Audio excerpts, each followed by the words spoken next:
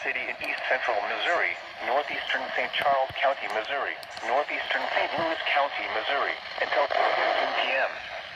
At 3:23 p.m., severe thunderstorms were located along a line extending from near Winfield to Harvester to Bowen, moving northeast at 50 miles per hour.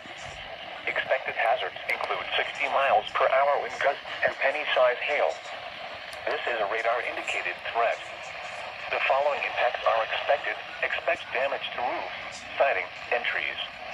Locations impacted include St. Louis, St. Charles, Florissant, University City, Granite City, Alton, Maryland Heights, Hazelwood, Collinsville, Edwardsville, Ferguson, Godfrey, Creve Coeur, Overland, Clayton, Jennings, St. Anne, Glen Carbon, Bridgeton, and Bellefontaine neighbors.